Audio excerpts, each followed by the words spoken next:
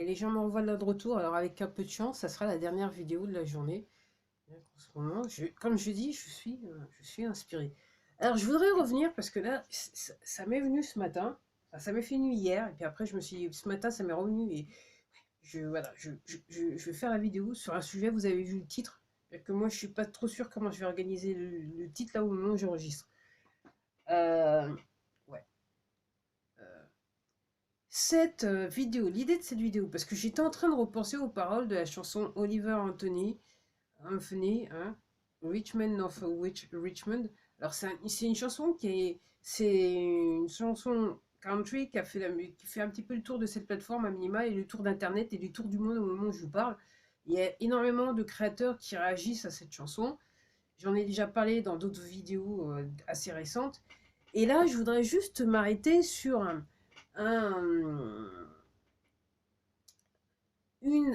sur les paroles dans un des couplets que les poteaux ils essayent de mettre en avant pour entre guillemets, je dirais quelque part discréditer l'artiste.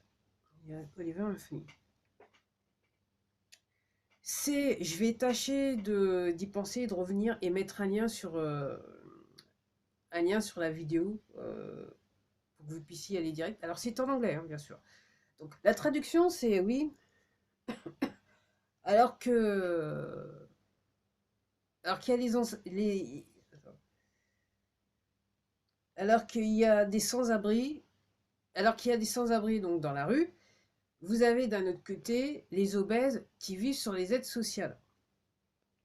Okay, ils n'ont pas à payer d'impôts et en plus de ça, ils ont des découvertes sur leur compte. Je m'arrête là.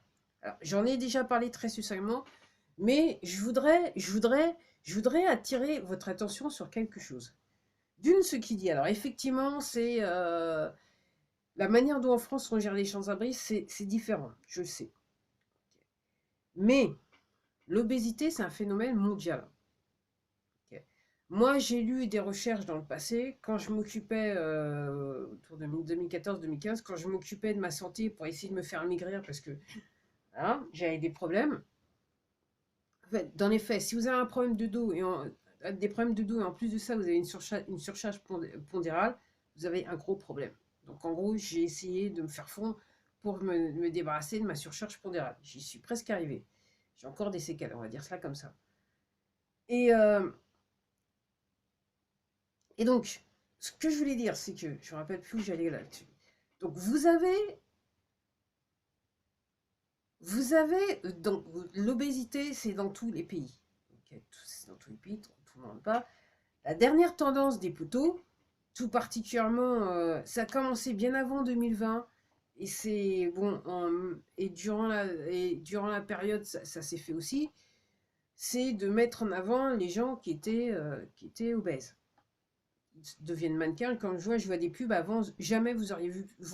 Je regarde des pubs jamais sur ces plateformes, hein, parce qu'autrement je regarde pas la télé. Jamais auparavant vous n'auriez pu voir ce genre de pub euh, avec ce genre de casteur, ce genre de caste, ce genre de personnes dans les pubs. C'était très machin, du mec comme un fil de fer. Alors, pourquoi je vais en parler? Donc, oui, ce que j'étais sur le point de dire, c'est que je lisais des recherches, donc 2014, 2015, 2016, de dire que les gens disaient que ce que constataient les gens qui recherchaient la nutrition et qui regardaient les études, c'est que ce qu'ils constataient, c'est que des gens qui vivaient dans des régions euh, où l'obésité n'existait pas, arrivaient dans des pays étrangers, dans les pays occidentaux, et semblaient souffrir des mêmes maladies que les gens qui étaient natifs de ces pays occidentaux. Et, et c'est ça le plus troublant aussi, c'est on leur demandait, mais alors, quelle est votre alimentation? Et dans les faits, ils disaient, bah, moi je mange la même chose. Je mange la même chose que d'habitude. Enfin, pour les gens les plus âgés, les premières générations, ils mangeaient la même chose qu'ils avaient l'habitude de manger dans le pays, quelque part, à quelques petites variantes près. C'est-à-dire si on est base poulet, bœuf et compagnie, riz, ok. Et puis peut-être les bananes, genre plantain, les choses pour les trucs plus ethniques. Et puis après, on peut aller dans d'autres pays. Mais les gens prenaient du poids. Et donc l'idée, c'est de dire qu'il y a forcément quelque chose dans la bouffe. Donc si vous avez du mal à comprendre, prenez ce que vous voulez. Alors, je tire pas sur le pianiste, hein. Moi, je ne fais que répéter ce que moi j'ai lu dans des bouquins ou dans des recherches faites par des gens qui ont des hein, doctorats, des maîtrises, des docteurs, qui maîtrisent le sujet, quoi. Maîtrise le sujet. Donc, c'était l'une des premières constatations que j'avais fait là. Et là, donc moi, j'ai compris, donc 2020, depuis 2020, je fais mes recherches et je vois un petit peu. Et donc, effectivement, j'entendais bien avant 2020, c'est vrai que l'obésité, c'est partout dans le monde et tout ça. Hein. C'est vrai, quand on regarde les Américains, on se demande quoi. On se dit quoi. Mais c'est normal, les gens. Parce que le programme, je vous rappelle, le programme des poteaux, c'est de faire diminuer la population. Donc, ils ont essayé de le faire bien avant 2020, en ce qui me concerne. Et quand ils ont vu que ça n'allait pas assez vite pour eux, parce que je pense qu'ils avaient déjà pris des mesures, mais ça n'allait pas assez vite pour eux, donc en gros ils se sont dit on va passer là, on va refaire ce qu'on a fait en 18, on va passer, on va encore faire une scandémique, hein. On va faire un truc, une pandémie, les confinés, compagnie, on va les obliger à s'injecter, psychologiquement on va leur tenir un discours qui fait que ils vont devoir se faire injecter et que des gens qui se croient en situation ou qu'on a nommé en situation d'autorité ont enforcé quelque chose qui n'était pas légal dans les faits. Des gens qui étaient en situation d'autorité ont forcé, obligé des gens à faire des choses qui n'étaient pas légales. Okay. Donc l'histoire de le libre arbitre, là, il est passé sous la trappe. Parce que soi-disant, il y a des lois qui n'existent pas dans les faits, mais il y a des lois. Comme je l'avais dit pour ceux qui me suivent, moi, quand j'avais été il y a quelques années de ça regarder le code de la santé publique, seuls les gens qui devaient se faire injecter, c'était les gens qui étaient travaillaient dans le secteur médical. Après, plus personne.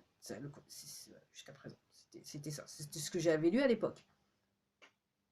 Donc on a obligé des gens. Donc je vous rappelle juste que le discours maintenant, c'est de dire que non, c'était pas obligatoire et que les gens, ils ont voulu d'eux-mêmes. Donc, j'ai fait une vidéo qui s'appelle Quoi de neuf 2023 et j'ai fait K2.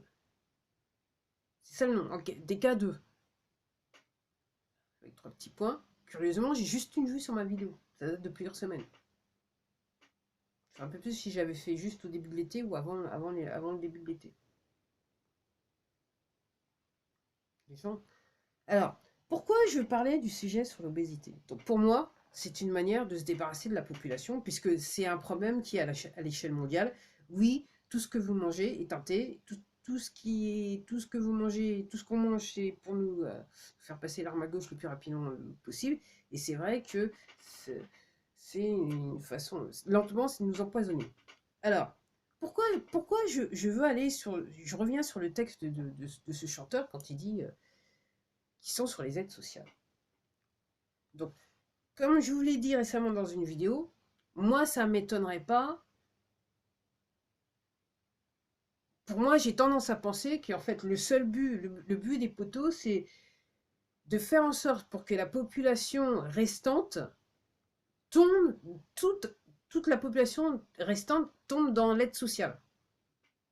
Pour moi, c'était le but ultime des poteaux. Donc, je ne suis pas surprise qu'il y ait un tas de gens qui ferment les entreprises, qui se retrouvent au chômage et qui ne peuvent plus. Voilà. C'est fait pour. C'est fait pour. C'est fait pour. C'est une manière, l'aide sociale, c'est une manière de contrôler la population. Et comme il n'y avait pas assez de personnes sous contrôle, donc en gros, si on enlève aux gens la possibilité de pouvoir gagner leur vie, ils vont, surtout en Occident, je parle en Occident, ok, il y a soi-disant un système social qui est en fait antisocial, hein, un système social qui est quelque part antisocial, okay, puisqu'en gros, sous le couvert de vouloir du bien aux gens, on leur veut pas réellement beaucoup de bien, faut appeler un chat, ok. C'est juste un autre système des poteaux pour bien faire. Alors, où est-ce que je veux en venir avec l'obésité? L'obésité. Si vous vous aimez, vous devez automatiquement, inconsciemment, inconsciemment et surtout consciemment, vous allez prendre soin de vous. Si vous vous aimez, vous allez prendre soin de vous. Si vous vous sentez mal à l'aise, ok, vous allez vous négliger. Ok. Alors, c'est là où je vais réellement parler de mon sujet, c'est-à-dire que, encore une fois, ce ne sont que des lectures que j'ai faites, que je comprends, que j'analyse, maintenant je me permets d'analyser avec le temps.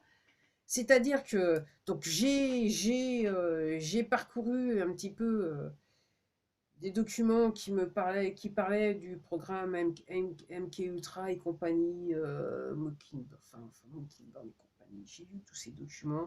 J'ai regardé des interviews sur cette plateforme et sur d'autres plateformes de gens qui étaient plus ou moins passés dans le programme en étant enfant et patati et patata.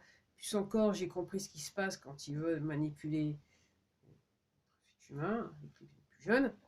Okay. Donc pourquoi s'attaquer aux jeunes? Et vous allez voir comment je vais retourner sur l'obésité. Alors, tout commence pas à la naissance, mais au moment de la conception. Et je dis, ils sont... Et je suis là pour quelque part, la vidéo va être longue, je suis là pour exposer la perversion du système. C'est-à-dire que, à la naissance, dans un monde normal, la mère devrait être dans un environnement tranquille, ok, tout au long de sa grossesse, et accoucher tranquillement de l'enfant. On va dire cela comme ça, pas de stress, rien, machin. Seulement, je vous rappelle juste les gens que depuis, alors, le travail des femmes, si je me rappelle bien, il a été plus ou moins mis en avant à l'après-guerre. Parce que je crois comprendre, après la Seconde Guerre mondiale. C'est-à-dire que jusqu'à la Seconde Guerre mondiale, les femmes étaient restées quand même plus au foyer, travaillaient dans les champs, aidaient leur mari, mais pas plus. Après la Seconde Guerre mondiale, effectivement, les femmes sont rentrées dans l'armée et effectivement, petit à petit, on a poussé les femmes dans le monde du travail. C'était plus assez d'être juste à la maison pour s'occuper des enfants, on les voulait dans le milieu du travail. Pourquoi? Parce qu'une fois que dans le monde dans lequel on vit, le travail c'est du stress. C'est du stress qui est généré de manière perverse. C'est fait exprès, hein. La manière dont, voilà, dont vous vivez votre vie au travail, c'est fait exprès. Le système, tout le système, en général, est fait pour que vous viviez dans le stress. Donc le fait d'aller travailler, vous êtes dans le stress. Donc en plus de ça, si en plus de ça, vous tombez enceinte, vous êtes en stress. Donc vous êtes déjà en état de stress avant de tomber enceinte. Avec un petit peu de chance, vous avez un petit peu moins de stress, donc vous pouvez concevoir. Mais alors, il y a certaines femmes qui continuent jusqu'à la dernière minute avant d'accoucher, d'autres qui ont des complications, donc elles sont obligées d'arrêter. Mais après, il y a tout un stress qui est généré après la conception. Hein. C'est au moment où quand je parle de conception, hein, c'est au moment où les parents font l'acte et que le sperme et le machin, là, l'ovule, boum, l'ovule choisit son sperme apparemment, voilà, et donc, boum, et l'enfant est conçu. Mâle ou femelle, l'enfant est conçu. Ok. Donc à partir de ce moment-là, à partir du moment où l'enfant est conçu dans le ventre de sa mère, il est sujet au même stress. C'est pour ça que dans les programmes où les poteaux, donc trafic humain, où ils s'occupent des jeunes, ok, on met les jeunes dans beaucoup de stress. Donc déjà, et j'avais lu qu'en fait, quand ils ont les fermes, pour procréer en nombre, ok, toutes les mères sont mises en situation de stress, voilà, pour que l'enfant naisse et connaisse le stress tout au long de sa vie. Donc à partir du moment où, je vais en venir très simple, à partir du moment où la femme met au monde son enfant dans un environnement stressant, ok, l'enfant déjà dès sa naissance, dès sa conception, il sait ce que c'est que le stress par rapport à la manière dont la mère le ressentait. Et ça, les poteaux, ils le savent très bien. Quand on parle de manipulation psychologique, c'est sur ça qu'ils travaillent, les individus au corps. Okay. Et donc, ils le font, dès s'ils le peuvent, ils le font dès le plus jeune âge. Comme je vous dis, dès la conception. Hein. Donc, là, vous avez un modèle où vous avez un enfant donc, qui est né dans un milieu stressant. Il a cette notion de stress héritée de sa présence dans le ventre de sa mère. Il naît, il ne sait pas trop comment, il sait pas, pour lui, c'est, je dirais, entre guillemets, c'est la vie, puisque c'est ce qu'il connaît. Et cet enfant grandira, il ira il vivra dans un environnement. Clairement, les âges charnières pour que l'enfant psychologiquement se forme et quelque part se débarrasse plus ou moins de son stress totalement bon, enfin bon, quelque chose comme j'ai un problème maintenant, j'ai vraiment un problème avec avec le mot bon stress parce que le bon stress que les poteaux voulaient mettre en avant, c'est en fait quelque chose, c'est encore un autre instrument de manipulation d'utiliser ce terme en ce qui me concerne. Donc, si l'enfant de 1 à 7 ans reste dans un environnement hautement stressant, ok, dans toute sa vie d'adulte, il aura un problème. Entre 0 et 7 ans. Après. Si entre cette vie de 0 et 7 ans, la situation de ses enfants, de ses parents et sa situation elle-même s'améliore en termes de niveau stress et d'environnement, ok, de vie en général, il arrivera dans la vie adulte et je dirais, quelque part, ce que je comprends, c'est qu'en termes de stress, il va pouvoir mieux le gérer. Ça va pas être, comme qui dirait, il va pas avoir un boulet à la cheville tout au long de sa vie, on va dire ça comme ça. Vous ayant dit ça, donc, quand on s'aime pas, quand on est stressé, quand on se sent déprimé, quand on se sent dévalorisé, et quand ça a été quelque part cultivé de manière consciente ou inconsciente, hein, consciente et inconsciente, hein, dès sa plus tendre enfance, on grandit en un. Si on ne s'aime pas, on ne fait pas attention à ce qu'on mange, on ne fait pas attention à ce qu'on fait. Voilà, on brûle la vie on essaie d'essayer de brûler la vie par les deux bouts, mais en fait, il n'y a qu'un bout. Il y a plusieurs bouts, tout dépend si on est dans la physique quantique qu'on comprend les fins, il y a peut-être plusieurs bouts, en fait, il y a plusieurs versions de nous-mêmes quelque part. Mais je vais revenir à la 3D, donc voilà. Donc là maintenant, vous avez une personne donc, qui grandit, qui est déprimée, qui se retrouve, alors je vais parler, alors même parler de milieu ouvrier, enfin, classe moyenne, hein, où maintenant ce que je comprends, même les gens qui ont soi-disant des revenus, qui vivent bien, il y a un stress constant qui est produit par cette société, elle a été orchestrée. L'idée, c'est que vous ne puissiez pas vous retrouver dans une situation où vous puissiez penser à votre libre arbitre et que spirituellement, vous puissiez vous élever, c'est-à-dire vous rapprocher du Créateur. Okay.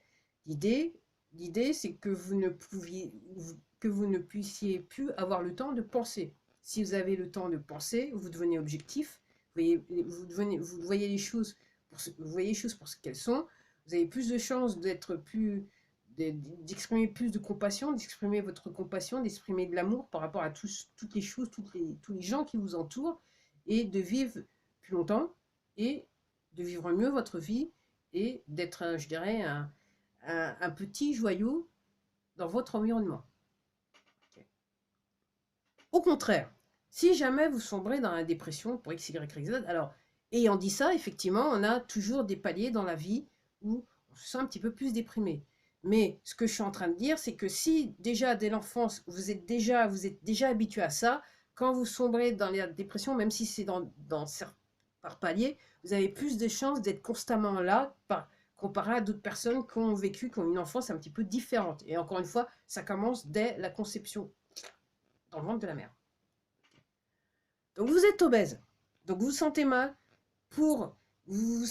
vous avez du mal à vivre, vous cherchez une forme quelque part d'amour que vous n'avez pas en vous-même, que vous n'avez quelque part, vous estimez quelque part consciemment ou inconsciemment que vous n'avez jamais connu, alors qu'il est bien là sur la forme du Créateur, mais que vous n'avez consciemment connu, vous compensez, et il y a des gens qui vont dans l'addiction et d'autres qui vont dans la bouffe.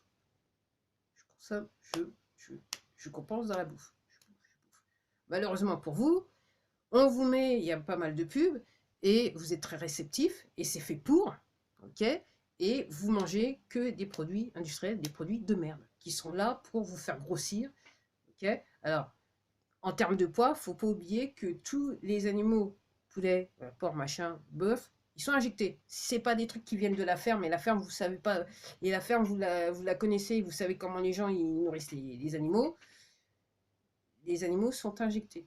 Il y a des hormones de croissance. Donc si en plus de ça, ok, vous mangez beaucoup, et vous mangez beaucoup de produits type animaux, vous mangez des hormones de croissance, donc vous ne vous pouvez que prendre du poids, vous ne pouvez qu'épaissir les gens. Je vous promets, le jour où j'ai arrêté de manger de la viande, j'ai fondu comme neige au soleil. Je vous le dis honnêtement. Okay. Donc vous êtes là, dans ce cas de figure. Alors, pourquoi faire ça? C'est vrai que les gens qui sont obèses font beaucoup d'enfants. Ils font beaucoup d'enfants, les gens obèses.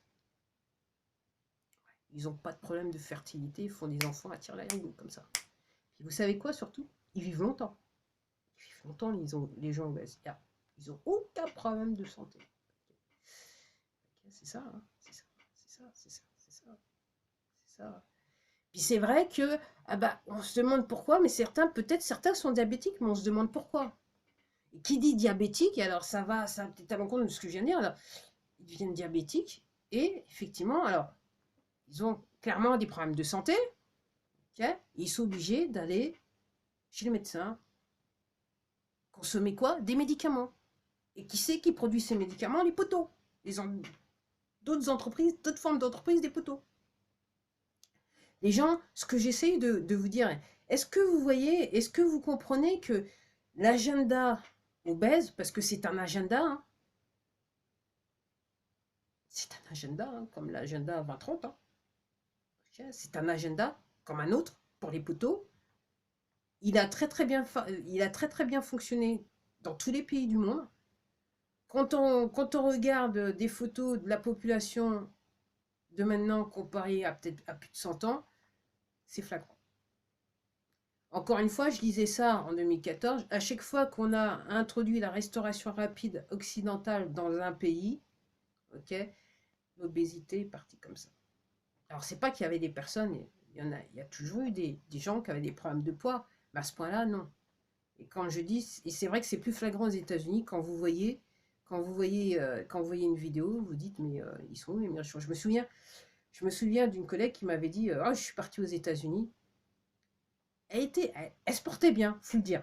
Pas obèse, mais elle se portait bien, voilà. En bonne santé, enfin, entre guillemets. La version qu'on lui dit qu'elle a bonne santé, elle me dit, mais moi j'avais, quand je me suis retrouvée autour des personnes, moi j'étais taille mannequin, elle me dit, j'étais choquée.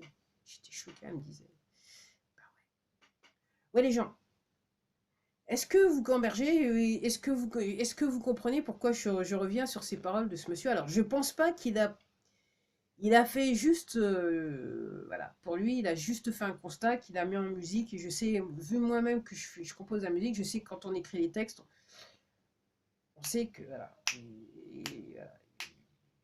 voilà, il y a des textes qui viennent comme ça, vous savez pas, vous les écrivez, voilà, vous les mettez ensemble, et voilà, texte, musique, et c'est là, hop, hop, ma poule, ça va, c'est parti. Pour moi, c'est comme ça qu'il a fait. Mais, je dirais, consciemment, consciemment, il a mis en avant un sujet qui est très sérieux, que je ne renie pas et je vois très bien ce qu'il veut dire, mais inconsciemment, il a aussi mis en avant un autre agenda, qui est l'agenda des poteaux. Donc, promouvoir l'obésité pour, quelque part, mieux gérer la population mondiale. Okay. Alors, soit dit en passant, les gens, c'est à vous de voir. Moi, je conçois bien clair. Moi, j'ai aucun problème avec les personnes qui sont obèses. J'ai de la compassion pour ces personnes. Je me dis que si vous voulez réellement, vous allez pouvoir trouver la solution. Une solution, ça a un coût, mais clairement, en ce qui me concerne, ça vous coûtera moins cher que ce que vous dépensez couramment. En tout, entre docteur, bouffe et compagnie, vêtements et compagnie, parce qu'en plus de ça, quand on a bien des rondeurs, après, il faut s'habiller, et c'est vrai que ça peut être compliqué. Donc, si vous réellement cherchez à vous aider, vous pouvez trouver une solution. Encore faut-il le vouloir. Et je me dis quelque part, si vous me regardez voilà, que vous êtes vous-même dans ce cas, écoutez et réécoutez peut-être cette vidéo et regardez bien ce que je suis en train de vous dire. Est-ce que vous êtes content de ce que les poteaux ils ont fait jusqu'à présent? Ou là, soudainement, vous vous dites c'est bon, ah ouais, non seulement ils nous ont fait vivre ça, mais encore ils me font vivre ça, et que maintenant, peut-être c'est le moment de dire c'est bon, moi c'est. Vous faites plus de dos, vous avez plus vous faire de blé sur mon dos, et, et, euh, et ouais, je veux faire des enfants, et oui, je veux vivre longtemps. Je dis ça comme ça. Donc voilà ma vision des choses sur le problème et sa chanson qu'on lui reproche, mais je pense que ma vision, elle n'est pas incorrecte. Ok. Et encore une fois, c'est un sujet de conversation. Commentez. Ok. Si vous avez quelque chose à dire qui est intelligent, commentez. Hein. Donc, quand je dis ça, c'est pas pour vexer qui que ce soit. Comme je dis, il y a encore des gens qui sont qui n'ont toujours pas compris ce qui se passe et qui sont payés pour troller. Et franchement, ces gens-là, vous me faites pitié, extrêmement pitié. Vous faites. J'ai aussi de la compassion pour vous, mais je comprends que si vous êtes toujours là, alors j'espère juste que vous êtes juste des robots, parce que si vous êtes réellement des êtres humains, quoi, de fait de chair et de sang, ça va mal se passer pour vous très prochainement.